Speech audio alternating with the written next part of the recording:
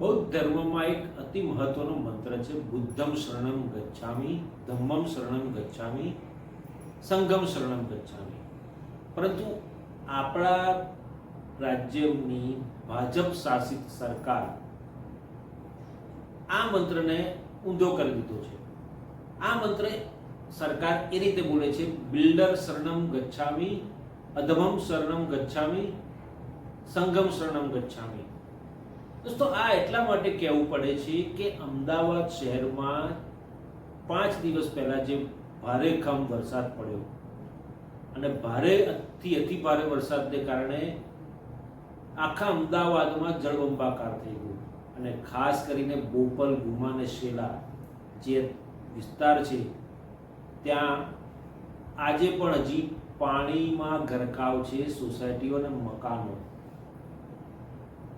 કારણ કે જે રીતે અર્બન ડેવલપમેન્ટ મોડેલ રાજ્ય સરકારે આપ્યું અને જે પ્રકારે 2030માં ગુજરાત કોમનવેલ્થ ગેમ્સનું યજમાન છે અને તેને ધ્યાનમાં રાખીને જે પ્રકારે વિકાસ કરવામાં આવી રહ્યો છે અને જે દાવાઓ કરવામાં આવી રહ્યા છે, દાવા માત્ર કાગળ ઉપર અને પોકળ હોય એવું લાગી રહ્યું છે.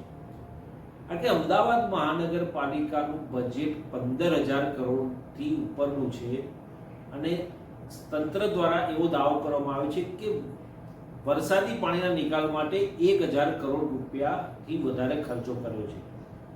જો વરસાદી પાણીના નિકાલ માટે 1,000 કરોડથી વધારેનો ખર્ચો કર્યો હોય તો શું આટલું પાણી ભરાય? ના ભરાય. તો એનો મતલબ એ થયો કે 1,000 કરોડ રૂપિયા પાણીમાં વયા ગયા તો કોઈના ખિસ્સામાં વયા ગયા. દોસ્તો, બોપલ, ગુમા, શેલાની વાત કરું છું આજે એટલા માટે કારણ કે બોપલ, ગુમા અને શેલા એક ડેવલપ થઈ રહેલો વિસ્તાર છે અને ઘણો સારો એવો વિસ્તાર ડેવલપ થઈ ગયો છે. 2007-8માં બોપલ, ગુમામાં જે પ્રકારનું ઇન્ફ્રાસ્ટ્રક્ચર હતું અને પછી એ સમયે 2011માં વસ્તી ગણતરીના આધારે ત્યાંની વસ્તી હતી લગભગ 40,000થી 50,000. 2007-8માં બોપલ, ગુમા ગ્રામ પંચાયતનું રચના કરવામાં આવી અને જે 40,000થી 50,000ની વસ્તી હતી એને ધ્યાનમાં રાખીને ડ્રેનેજ સિસ્ટમ આખી ડેવલપ કરવામાં આવી, ડ્રેનેજ સિસ્ટમ નાખવામાં આવી. વખત જતાં 2015માં જે રીતે જે પ્રકારે વસ્તી વધતી ગઈ અને જે પ્રકારે 2021માં અમદાવાદ મહાનગરપાલિકાનો વ્યાપ વધારવામાં આવ્યો અને બોપલ, ગુમાને અમદાવાદ મહાનગરપાલિકાની હદમાં સમાવી લેવામાં આવ્યા. 2021માં જે પ્રકારે ડેવલપમેન્ટનું કોર્પોરેશનમાં સમાવેશ થયો અને જે પ્રકારનું ડેવલપમેન્ટ થયું અને જે પ્રકારે બિલ્ડરોને જમીનો આપી દેવામાં આવી અને બિલ્ડરોએ પરવાનગી લઈને જે પ્રકારે મકાનોનું બાંધકામ કર્યું એ જોતાં એવું લાગે છે કે ઘણું બધું વિકસિત થઈ ગયું આપણું અમદાવાદ શહેર. અને 2026માં આજે ત્યાં આગળ વસ્તી લગભગ 1.5 લાખથી વધુ છે. હવે 2007-8માં જે ઇન્ફ્રાસ્ટ્રક્ચર હતું, જે વસ્તી હતી 2011ની વસ્તી ગણતરી પ્રમાણે 40,000થી 50,000 અને 2015માં જે ડ્રેનેજ સિસ્ટમ ઊભી કરવામાં આવી, ત્યાં નાખવામાં આવી, એ સમયની વસ્તીને ધ્યાનમાં રાખીને તૈયાર કરવામાં આવી હતી. અને આજે જ્યારે 1.5 લાખથી વધુ વસ્તી છે 2026 એટલે કે એક દાયકા પછી વસ્તી 1.5 લાખથી વધુ થઈ ગઈ છે, ત્યારે ડ્રેનેજ સિસ્ટમ હજુ 40,000થી 50,000ની વસ્તીને ધ્યાનમાં રાખીને બનાવાયેલી એ જ સિસ્ટમમાં કામ ચાલી રહ્યું છે, ડ્રેનેજની સિસ્ટમ છે. દોસ્તો, સરકાર બિલ્ડરોના શરણે જતી રહી છે કારણ કે બિલ્ડર લોબી એટલી મજબૂત છે, પાવરફુલ છે કે અમદાવાદ શહેરની આસપાસના વિસ્તારોમાં તમે જ્યાં પણ જશો ત્યાં બહુમાળી ગગનચુંબી ઇમારતો જોવા મળશે અને કન્સ્ટ્રક્શન ચાલતું હશે. બોપલ, ગુમા, શેલામાં તો થઈ ગયું છે, પરંતુ વૈષ્ણોદેવી સર્કલ હોય, શીલજ હોય, અનેક ઠેકાણે જે પ્રકારે બિલ્ડર લોબી ફાટીને ધુમાડી ગઈ છે અને જે પ્રકારે બાંધકામ કરી રહી છે અને કિંમત કરોડો રૂપિયાની છે.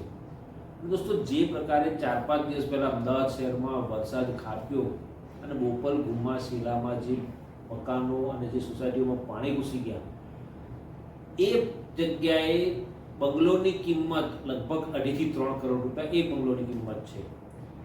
ફ્લેટની કિંમત જોવા જાઓ તો લગભગ 50 થી 75 લાખની કિંમતના છે. એટલે લાખોની કિંમતના ફ્લેટ અને કરોડોની કિંમતના બંગલોઝ આજે પાણીમાં ગરકાવ થઈ ગયા છે. જો સરકાર અને અમદાવાદ મહાનગરપાલિકાનું તંત્ર દાવા કરતી હોય કે વરસાદી પાણીના નિકાલ માટે યોજના બનાવી છે, તો યોજના ક્યાં છે? આટલું બધું પાણી હજી સુધી કેમ છે? એ મોટો સવાલ છે. દોસ્તો, જે રીતે અમદાવાદ મહાનગરપાલિકાને કામગીરી પર અનેક સવાલ ઉઠી રહ્યા છે અને બોપલ ગુમાશીલામાં પરિસ્થિતિ કફોડી બની છે, ત્યાંના રહેવાસીઓ જે પ્રકારે પરેશાન થયા છે અને થઈ રહ્યા છે, પરંતુ આ નિર્ભર તંત્રની આંખ હજી ખુલતી નથી અને કુંભકર્ણની નિંદ્રામાં સૂતેલી અમદાવાદ મહાનગરપાલિકાની સત્તાધીશો અને રાજ્ય સરકારના ચૂંટાયેલા પ્રતિનિધિઓ જે પ્રકારે એ વિસ્તારની અવગણના કરી રહ્યા છે, આવનારા સમયમાં આ વિસ્તારના લોકો જન આંદોલન કરશે એવી ચોક્કસ વાત જાણવા મળી રહી છે. દોસ્તો, બિલ્ડર લોબી ફાટીને ધુમાડે એટલા માટે ગઈ છે કે અમદાવાદ શહેર અને તેની આસપાસના વિસ્તારોમાં જે ખેતીલાયક જમીન હતી, સરકારે બધી જ જમીનોને મોટાભાગની જમીનોને બિનખેતીલાયક કરી દીધી અને બિલ્ડરોને પધરાવી દીધી. બિલ્ડરોએ જે પ્રકારે બાંધકામ શરૂ કર્યું, પરંતુ જે પ્રાથમિક સુવિધાઓ જોઈએ, જે ત્યાં આગળ વિસ્તારમાં જે પ્રકારની સુવિધાઓ જોઈએ અથવા તો ગટર લાઈન જોઈએ, એ પ્રકારની કોઈ સુવિધાઓ કે ઇન્ફ્રાસ્ટ્રક્ચર તૈયાર થયા પહેલાં એ લોકોએ બાંધકામ શરૂ કરી દીધું અને સોસાયટીઓ અને બંગલાઓને બધું બનાવડાવી દીધું. બોપલ ગુમાશીલામાં પણ આ જ પરિસ્થિતિ થઈ ગઈ છે. બિલ્ડરોએ જે પ્રકારે બાંધકામ કર્યું, સરકારે મંજૂરી આપી, અમદાવાદ મહાનગરપાલિકા તંત્ર ઉડાએ બધાએ મંજૂરી આપી દીધી અને મકાનો બાંધકામ શરૂ કરી દીધું અને કરોડો રૂપિયા અને લાખો રૂપિયાના મકાનો વેચી દીધા. પરંતુ જે પ્રાથમિક સુવિધા જોઈએ, ગટર લાઈન જોઈએ, ગટર લાઈન નહીં હોવાને કારણે દર વર્ષે આ વિસ્તારમાં પાણી ભરાય છે અને દર વર્ષે અમદાવાદ મહાનગરપાલિકાના તંત્રને ધ્યાન પર પણ છે, તેમ છતાં પણ હજી સુધી આ વિસ્તારમાં ગટર લાઈન નવી નાખવાની પ્રક્રિયા હાથ ધરવામાં આવી નથી. દોસ્તો, 2030માં ગુજરાત યજમાન બન્યું છે કોમનવેલ્થ ગેમ્સનું અને કોમનવેલ્થ ગેમ્સને લઈને વડાપ્રધાન નરેન્દ્ર મોદી, ગુજરાતના મુખ્યમંત્રી ભૂપેન્દ્રભાઈ પટેલ અને રમતગમત યુવા મંત્રી એટલે નાયબ મુખ્યમંત્રી હર્ષ સંઘવી જે કુદાકુદ કરીને જે દાવાઓ કરી રહ્યા છે અને યજમાની કરશે ગુજરાતની અતિથિ દેવો ભવને જે ઉક્તિ છે એને સાર્થક કરશે અને જે પ્રકારની સુવિધાઓ આપીશું મેં અને જે પ્રકારનું ડેવલપમેન્ટ છે ગુજરાતમાં, અમદાવાદમાં ખાસ કરીને જે ડેવલપમેન્ટ છે એને કારણે વિશ્વભરમાંથી આવનારા ખેલાડીઓ અને ડેલિગેટ્સ ચોક્કસપણે અભિભૂત થઈ જશે. પરંતુ જો 2030માં પણ આ જ પરિસ્થિતિ હશે તો અભિભૂત નહીં થાય. લોકો સરકારની ટીકા કરતા અચકાશે નહીં, કારણ કે જે પ્રકારે હાલમાં વરસાદ પડ્યો અને જે સ્થિતિ સર્જાઈ છે એવી સ્થિતિ દર વર્ષે વર્ષોથી સર્જાતી આવે છે અને આવનારા સમયમાં પણ સર્જાવાની છે.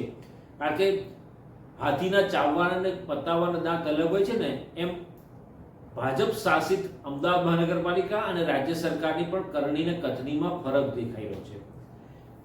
જે પ્રકારે વરસાદ ખાબક્યો, મુખ્યમંત્રીનો કાફલો પણ એ વરસાદમાં પાણી ભરાઈ જતા એસસી હાઈવે પર બધે પાણી ભરાઈ ગયા હતા અને એમાં ટ્રાફિક જામ થયો, એમાં કાફલો પણ ફસાઈ ગયો હતો. મુખ્યમંત્રી ભૂપેન્દ્ર પટેલ બીજા દિવસે બોપલ ગુમાશીલા પહોંચ્યા અને ચાલતા ચાલતા એ વિસ્તારમાં નિરીક્ષણ કર્યું અને જે પરિસ્થિતિ જોઈ ત્યારે એમને પણ આંચકો લાગ્યો હશે કે આટલી બધી ખરાબ પરિસ્થિતિ. તો હું મુખ્યમંત્રીશ્રીને પૂછવા માંગુ છું કે દાદા, તમારી સરકારે અને તમારી ભાજપની જે શાસક પક્ષ છે અમદાવાદ મહાનગરપાલિકામાં, એણે બિલ્ડરોને પરવાનગી કયા આધારે આપી? જો પ્રાઇમરી સુવિધા જ અવેલેબલ નથી, ડ્રેનેજ લાઈન જ નથી એવી મજબૂત કે જેને કારણે ત્યાં આગળ મકાનો બનાવવાની પરમિશન આપી લોકો રહેવા આવી જાય અને સુવિધાઓ ના હોય અને તેમ છતાંય જો તંત્ર પરમિશન આપી દેતી હોય બાંધકામની, એ સરકાર અને અમદાવાદ મહાનગરપાલિકાની તંત્રની બેદરકારી છે અને બિલ્ડર લોબી સાથેની સાંઠગાંઠ ચોખ્ખી દેખાય છે.